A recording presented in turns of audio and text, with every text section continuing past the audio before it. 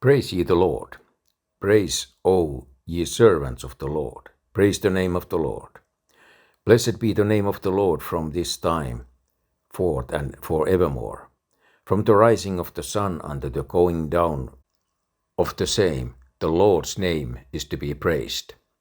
The Lord is high above all nations, and his glory above the heavens.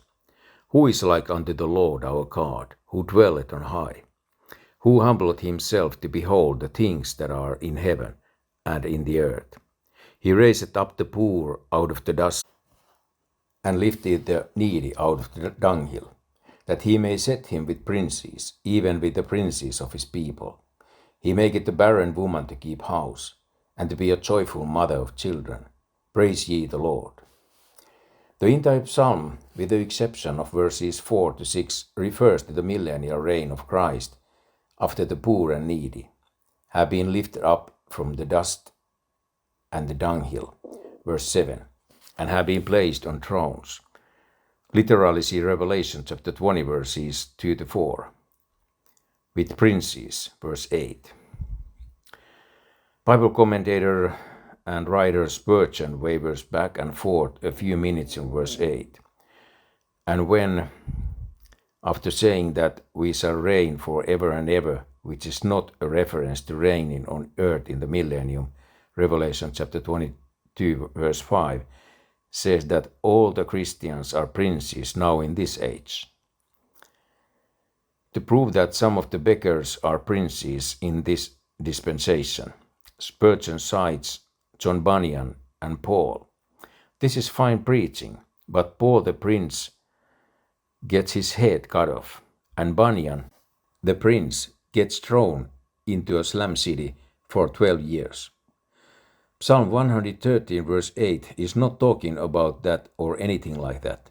It's talking about princes sitting on thrones, Revelation chapter 20 verses 2 to 4, and judging angels, 1 Corinthians chapter 6 verse 3. Spurgeon doesn't know where he is or what he is dealing with. One commentator, James Batch, 1703 between 1775, said that this psalm appears to be wholly written with a view to Christianity, which it isn't. Verse 2 should have alerted anyone that neither the Old Testament or the Church age is the doctrinal position of verses 7 and 8. God's name, verse 2, has certainly not been blessed from the time of Christ until now, and it will be less blessed in the next 3 to 7 years or whatever. God's name was blasphemed by Christians, Acts chapter 26 verse 11, and unsaved Israelites from the time of the crucifixion to Acts chapter 9.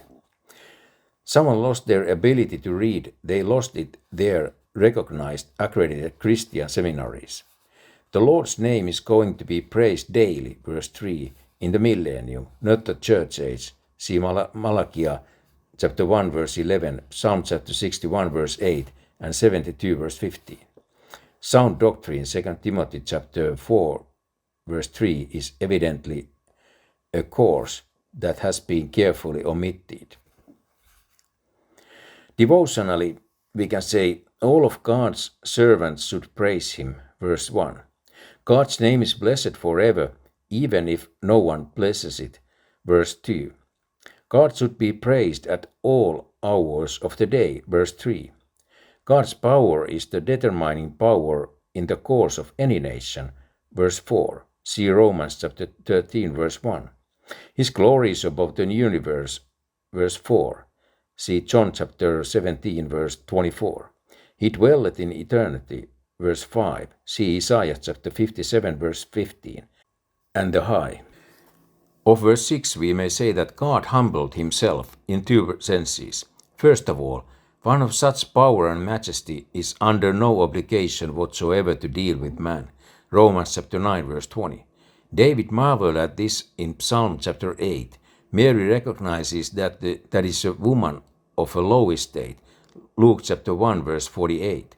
God actually takes time to instruct man, rebuke man, help man, deliver man, chasten man, heal man, and encourage man.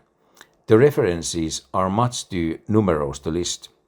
Why would a being who can fill heaven and earth take time out to deal with something as insignificant as a microbe on the bosom of the universe? Easy. He is humbling himself. Secondly, he puts him humbling into literal physical practice. He made himself of no reputation and took upon him the form of a servant, and being found in fashion as a man, he humbled himself. Philippians chapter 2 verses 6 to 8.